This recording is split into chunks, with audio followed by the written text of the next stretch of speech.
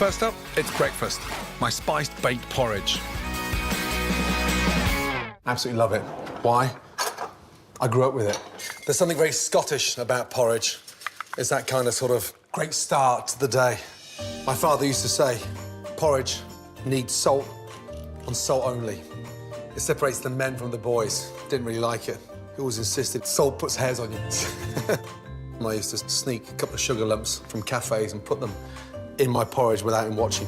These days, my porridge has much more flavour than just salt. It's packed with fruit, nuts and spices. Add vanilla seeds to your porridge oats or oatmeal. Really important just to rub the vanilla through the oatmeal. Makes it nice and fragrant.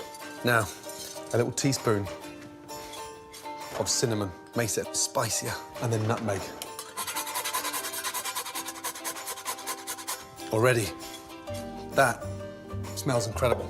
I quite like making this up a week at a time, and Jack absolutely loves it. Now, whole almonds. Now, if you don't like that kind of crunch running through the porridge, you can chop these up or blend them to a powder, but I quite like the sort of texture. Hazelnuts, incredibly good, and a really nice crunch. Keep your vanilla pod in there as well. That just gives it even more lift, and of course, once it's baked, just pull it out.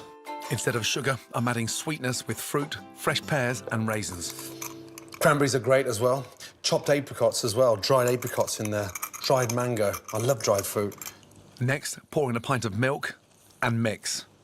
This can be done the night before, left in the fridge, and then, a couple of minutes before you go to bake it, add your cream. Now, into your dish. It looks quite liquid, but by the time it bakes, it has this really nice, rich crust on top. And then, just a nice little nutmeg on top. Now, bake at 180 for 30 to 35 minutes.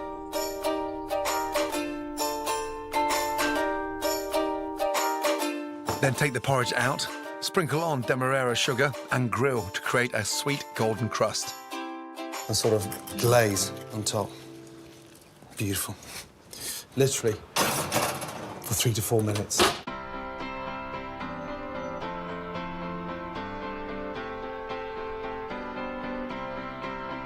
Look at that. That makes me feel proud to be Scottish because it's perfect for a big comfort family breakfast. It's rich, it's sumptuous, and it's just a humble oatmeal. Phenomenal, especially in the winter. My spice-baked porridge with all those nuts and fruit, it's a bowl full of love to start the day. Easy homemade spicy baked beans with deliciously light potato cakes. The first big thing that I remember as a kid was bacon and beans. So this is like a little rendition, except we're using the most amazing pancetta. Ernie, come on, psst, disappear. Go and chase some mice.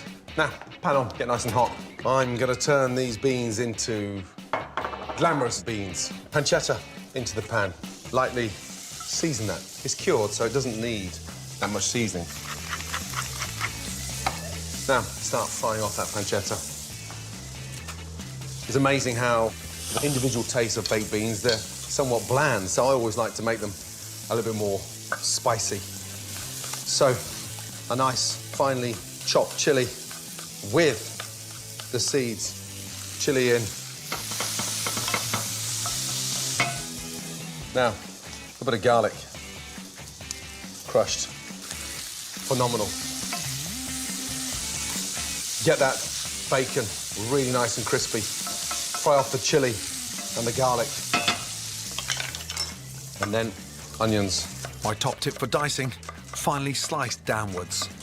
Slice across, then cut down to simply dice.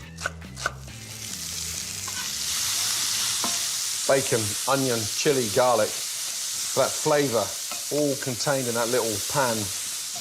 Once you've sweated the onion off, a little bit of sugar in there.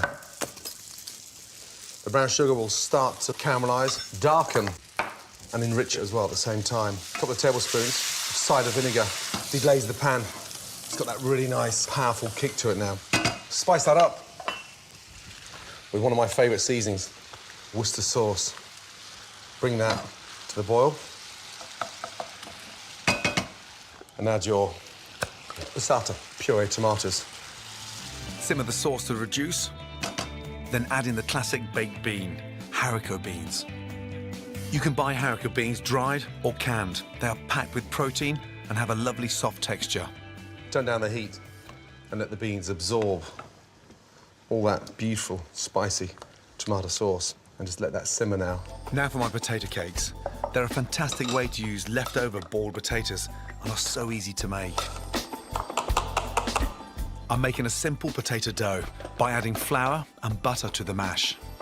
That gives it that nice sort of cakey texture. Take a nice spoon of potato, lightly flour your board. We're going to fry these crisp on the outside and just nice and fluffy in the centre. Now, get your pan nice and hot. We'll start off with olive oil into the pan. Now put the butter around the outside because it starts heating up. By the time it goes into the centre, it's almost sort of nut brown. Gently. Turn it over. Love that nice, light, crisp. They look beautiful.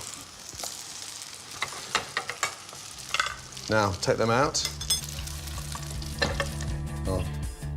Potato cake in the middle. And a nice, beautiful spoon of beans. Growing up with beans on toast as a treat, still to this day, after all those years, has not changed my love or attitude for beans. My smoky, spicy, homemade baked beans with light and creamy potato cakes, comfort and satisfaction on a plate.